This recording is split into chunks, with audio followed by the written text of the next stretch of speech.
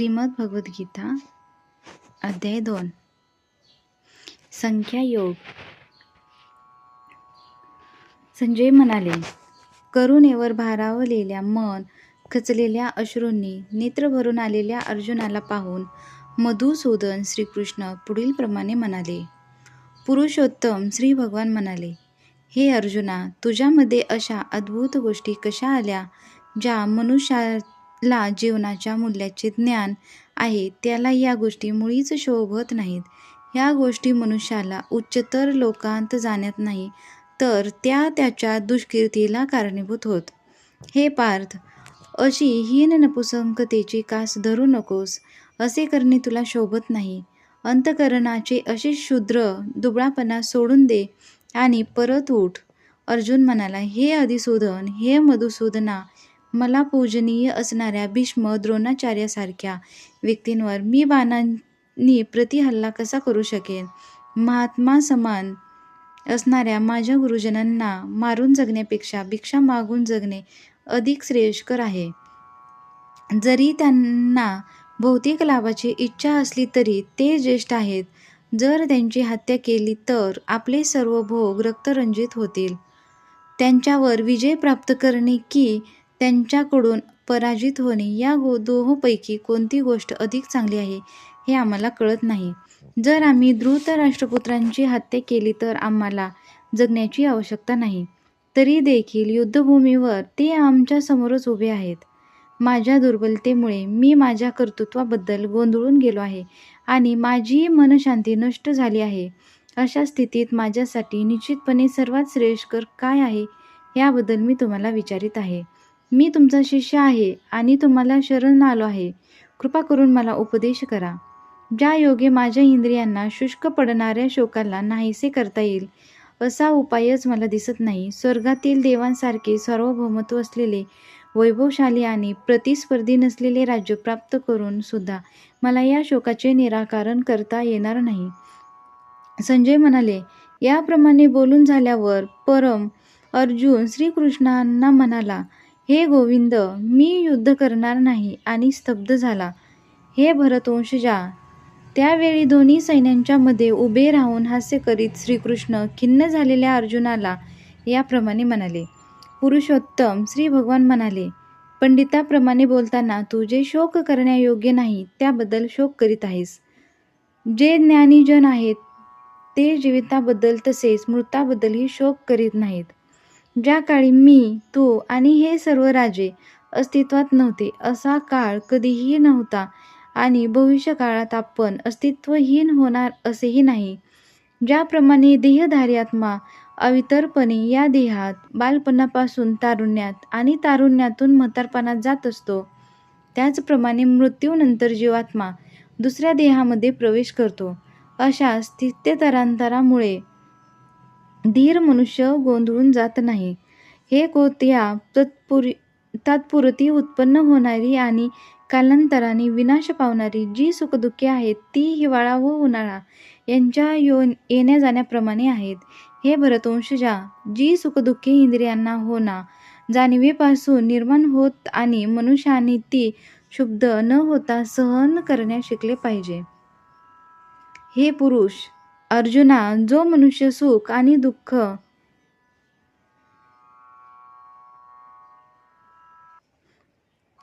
यांनी विचलित होत नाही आणि दोन्ही अवस्थांमध्ये स्थिर असतो तो मोक्षप्राप्तीसाठी निश्चितपणे योग्य आहे. जे तत्वदर्शी पुरुष आहेत त्यांनी असा निष्कर्ष काढला आहे की जे अस्त आहे चिरकाल टिकू शकत नाही आणि जे सत आहे ते कधीच बदलत नाही. या दोन्हींच्या स्वरूपाचा अभ्यास करून तत्वदर्शी पुरुषांनी असा निष्कर्ष काढला आहे, जे संपूर्ण शरीराला व्यापून आहे ते अविनाशी आहे असे तू जाण. त्या अविनाशी आल्याचा कोणीही नाश करू शकत नाही. अविनाशी, अमर्याद आणि शाश्वत जीवात्म्याच्या शरीराचा निश्चितपणे अंत होणार आहे. म्हणून हे भरतवंशजा, तू युद्ध कर. ज्याला वाटते की जीवात्मा हा मारणारा आहे किंवा तो मारला जातो तो अज्ञानात आहे, कारण जीवात्मा मारित नाही किंवा मारलाही जात नाही. कोणत्याही काळी आत्म्यासाठी जन्मही नाही आणि मृत्यूही नाही. त्याचा जन्म झाला होता असेही नाही, त्याचा जन्म होतो असेही नाही आणि त्याचा जन्म होणार आहे असेही नाही. तो अजन्मा, सनातन, नित्य अस्तित्व असणारा आणि पुरातन आहे. शरीराचा नाश झाला तरी त्याचा नाश होत नाही. हे पार्थ, जो व्यक्ती जाणतो की आत्मा हा अविनाशी, शाश्वत, अजन्मा आणि अव्ययी आहे, तो कोणाला कसा मारेल किंवा कोणाला कसा मारवेल? ज्याप्रमाणे धनुष्य जुन्या वस्त्रांचा त्याग करून नवीन वस्त्रे धारण करतो, त्याप्रमाणे आत्माही जुन्या आणि निरुपयोगी शरीराचा त्याग करूनच नवीन भौतिक शरीर धारण करतो. या आत्म्याचे कोणत्याही शास्त्राद्वारे तुकडे करता येत नाहीत. अग्नीद्वारे त्याला जाळता येत नाही, पाण्याद्वारे त्याला भिजविता येत नाही, तसेच वाण्याने याला सुकविताही येत नाही. हा आत्मा अविद्राव्य व न तुटणारा आहे आणि त्याला सुकविणे किंवा जाळणेही शक्य नाही. हा नेहमी टिकणारा, सर्वव्यापी, अपरिवर्तनीय, निश्चल आणि नित्य सारखाच राहणारा आहे. हा आत्मा अदृश्य, कल्पनातील आणि अपरिवर्तनीय आहे असे म्हटले जाते. हे जाणून तू शरीराबद्दल शोक करू नकोस. तथापि जरी तुला वाटते की आत्मा हा नित्य जन्मतो आणि नित्य मृत होतो, तरी हे महाबाहो, तू शोक करणे योग्य नाही. तो जन्मला आहे त्याचा मृत्यू निश्चित आहे आणि जो मृत झाला आहे त्याचा जन्म निश्चित आहे. म्हणून तुझ्या अपरिहार्य कर्तव्यपालनातून तू शोक करणे योग्य नाही. समस्त जीव प्रारंभी अव्यक्त असतात, मध्य अवस्थेत व्यक्त असतात आणि विनाशानंतर पुन्हा ती अव्यक्त होतात. म्हणून शोक करण्याची काय आवश्यकता आहे? कोणी या आत्म्याकडे विस्मयकारक म्हणून पाहतात, कोणी याचे वर्णन अद्भुत म्हणून करतात आणि कोणी याच्याबद्दल आश्चर्यकारक म्हणून ऐकतात. परंतु दुसरे असे आहे की जे त्याच्याबद्दल ऐकल्यावरही त्याला मुळीच जाणू शकत नाहीत. हे भरतवंशजा, या देहामध्ये जो वास करतो त्याचा कधीच वध होऊ शकत नाही. म्हणून कोणत्याही प्राणीमात्रांसाठी तू शोक करण्यासाठी आवश्यकता नाही. क्षत्रिय या नात्याने तुझ्या विशिष्ट कर्तव्याचा विचार केला असता तू जाणले पाहिजे की तुला धर्मतत्वांसाठी युद्ध करण्यापेक्षा श्रेष्ठ असे इतर कोणतेही कार्य नाही. यास्तव तू संकोच करण्याची आवश्यकता नाही.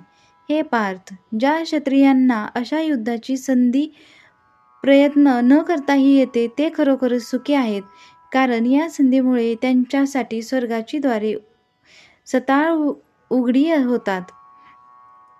परंतु तू जर धर्मयुद्ध करण्याचे तुझे कर्तव्य केले नाहीस, तर कर्तव्य करण्यामागे निष्काळजीपणा केल्यामुळे तुला निश्चितपणे पाप लागेल आणि याप्रमाणे योद्धा म्हणून तू तुझी कीर्ती गमावशील. लोक नेहमी तुझ्या अपयशाचे वर्णन करतील आणि सामान्य व्यक्तीसाठी दुष्कीर्ती ही मृत्यूपेक्षाही भयंकर आहे.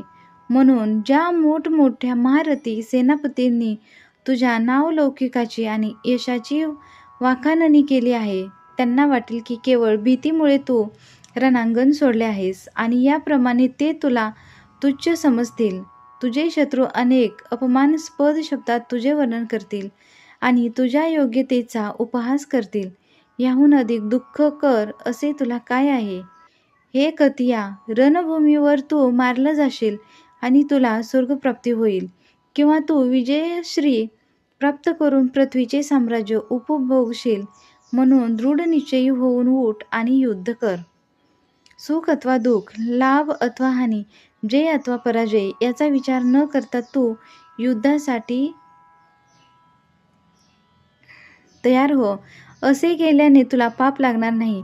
आतापर्यंत या ज्ञानाची पृथक्करणात्मक माहिती मी तुला सांगितली आहे. आता मी निष्काम कर्म कसे करावे याचे वर्णन करतो. ते एक. हा पार्था, जर तू या ज्ञानाच्या आधारे कार्य केलेस तर कर्मबंधनातून मुक्त होऊ शकशील. या प्रयत्नात कोणतेही नुकसान किंवा हास्य नाही आणि या मार्गातील अल्प प्रगतीनेही मनुष्याचे मोठ्या भयंकर भयापासून संरक्षण होऊ शकते. जे या मार्गावर असतात त्यांची बुद्धी दृढ निश्चयी असते आणि त्यांचे ध्येयही एक असते. हे प्रिय कुरुनंदन, जे डळमळीत वृत्तीचे असतात त्यांच्या बुद्धीला अनेक फाटे फुटलेले असतात. अल्पज्ञ लोक वेदामधील अलंकारिक शब्दावर अत्यंत आसक्त असतात, कारण त्यात स्वर्गप्राप्त उत्पन्न होण्याकरिता निरनिराळी सकाम कर्मी, त्यापासून मिळणारा चांगला जन्म, शक्ती इत्यादींना मान्यता देण्यात आली आहे. ऐश्वर्यशाली जीवन आणि इंद्रिय तृप्तीची इच्छा असल्यामुळे ते म्हणतात की याहून अधिक महत्त्वपूर्ण असे काहीच नाही. जे लोक इंद्रिय तृप्ती आणि भौतिक ऐश्वर्यात अत्यंत आसक्त झालेले आहेत आणि या गोष्टीमुळेच मोहग्रस्त झालेले आहेत, त्यांच्या मनामध्ये भगवंताच्या भक्तिपूर्ण सेवेचा दृढ निश्चय होऊ शकत नाही. वेद प्रामुख्याने भौतिक, प्राकृतिक 3 गुणांचे विवेचन करतात. हे अर्जुना, या 3 गुणांच्या पलीकडे स्थिर हो, सर्व द्वैतातून मुक्त हो आणि लाभ व रक्षण यांच्या काळजीतून मुक्त होऊन आत्मपरायण हो. लहान विहिरीद्वारे होऊ शकणारी सर्व कार्ये मोठ्या जलाशयाकडून त्वरित होऊ शकतात. त्याप्रमाणे ज्याला वेदामागचा हेतू माहिती आहे, त्या ज्ञानी मनुष्याला वेदांशी संबंधित असलेली सर्व कार्ये सहजपणे प्राप्त होतात. तुझे नियत कर्म करण्याचा तुला अधिकार आहे, पण कर्मफलावर तुझा अधिकार नाही. तुझ्या कर्मफलास ते कारणीभूत आहेस असे कधीही समजू नकोस. तसेच तुझे कर्तव्य न करण्यामध्येही तू आसक्त होऊ नकोस. हे अर्जुना,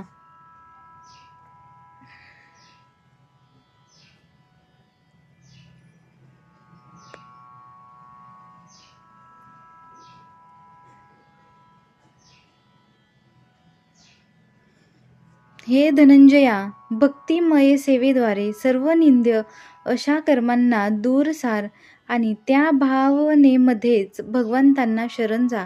जे आपल्या कर्मफलाचा उपभोग घेऊ इच्छितात ते कृपणच आहेत. भक्तिपूर्ण सेवेमध्ये संलग्न झालेला मनुष्य या जन्मात सुद्धा चांगल्या आणि वाईट कर्मापासून मुक्त होतो. म्हणून योगयुक्ती होण्याचा प्रयत्न कर, कारण योग हेच सर्व कर्मातील कौशल्य आहे. याप्रमाणे भगवंताच्या भक्तिपूर्ण सेवेमध्ये संलग्न होऊन महान ऋषीमुनी अथवा भक्तगण भौतिक जगातील कर्मफलातून मुक्त होतात. अशा रीतीने जन्ममृत्यूच्या चक्रातून मुक्त होतात आणि सर्व दुःखाच्या पलीकडील स्थानाची प्राप्ती करतात. जेव्हा तुझी बुद्धी या मोहरूपी घनदाट अरण्याच्या पार होईल, तेव्हा तू जे सर्व ऐकलेले आहेस आणि जे सर्व ऐकावयाचे आहे त्या सर्वांबद्दल उदासीन होशील. जेव्हा तुझे मन वेदांच्या डौलदार अलंकार भाषेने विचलित होणार नाही आणि जेव्हा ते आत्मा साक्षात्कारमध्ये समाधिस्थ होईल, तेव्हा तुला दिव्य भावनेची प्राप्ती होईल. अर्जुन म्हणाला, हे कृष्ण, ज्याची भावना अशी समाधिस्थ झाली आहे त्याची लक्षणे काय आहेत? तो कसा आणि कोणत्या भाषेत बोलतो? तो बसतो कसा आणि चालतो कसा? श्री भगवान म्हणाले, हे पार्थ, मानसिक तर्कवितर्कामुळे उत्पन्न झालेल्या इंद्रिय प्राप्तीच्या सर्वांनी प्रकारच्या इच्छाचा मनुष्य जेव्हा त्याग करतो आणि याप्रमाणे त्याचे शुद्ध झालेले मन जेव्हा केवळ आत्म्यामध्ये संतुष्ट होते, तेव्हा तो स्थितप्रज्ञ अर्थात विशुद्ध दिव्य अवस्थेत स्थित झाला आहे असे म्हटले जाते.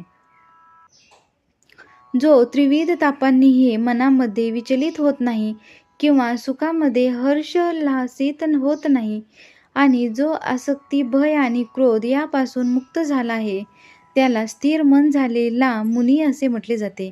या भौतिक जगतात जो कोणी शुभ अथवा मग गोष्टींची स्तुती अथवा निंदाही करीत नाही, तो पूर्ण ज्ञानामध्ये दृढपणे स्थिर झालेला आहे. ज्याप्रमाणे कासव आपले अवयव आपल्या कवचात आवरून घेते, त्याप्रमाणे जो आपल्या इंद्रियांना इंद्रियाविषयापासून आवरून घेतो, तो पूर्ण चेतनेमध्ये देहधारी जीवात्मा जरी इंद्रिय उपभोगापासून निवृत्त झाला तरी त्याची इंद्रिय विषयाबद्दलची गोड राहतेच. परंतु उच्चतर रसाचा अनुभव घेऊन अशी कार्ये थांबविल्यास तो चेतनेमध्ये स्थिर होतो. इंद्रिये इतकी प्रबळ आणि उच्छृंखल आहेत की, हे अर्जुना, इंद्रियांना ताब्यात ठेवण्याचा प्रयत्न करणाऱ्या विवेक पुरुषांच्या मनाला सुद्धा ती बळजबरीने ओढून नेतात. जो इंद्रियांना पूर्णपणे वश करून त्यांचे संयमन करतो आणि आपली भावना माझ्यामध्ये दृढपणे स्थिर करतो, त्याला स्थिर बुद्धियुक्त मनुष्य असे म्हटले जाते.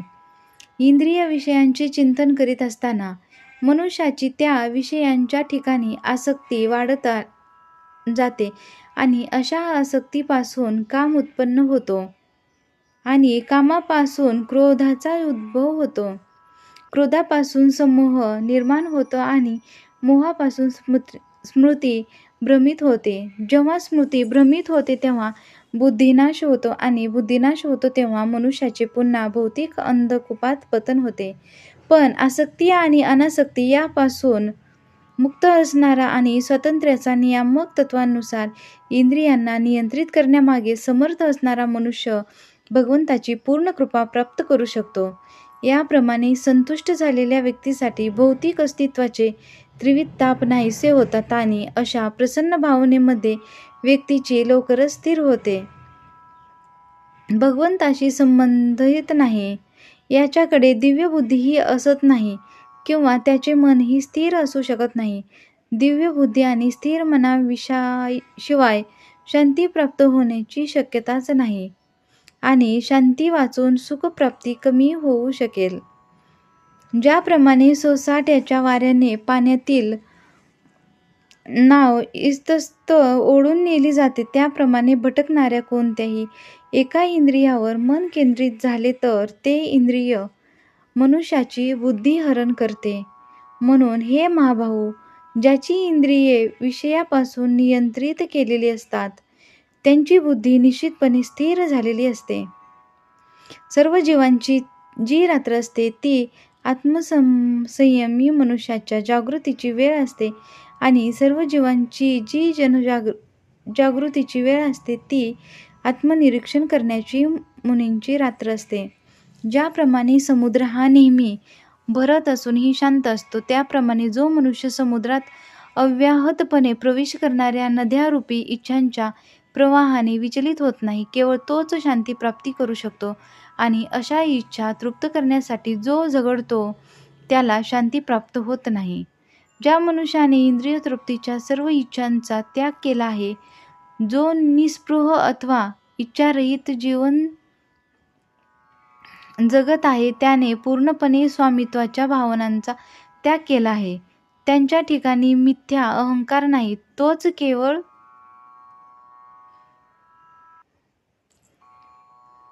वास्तविक शांती प्राप्त करू शकतो.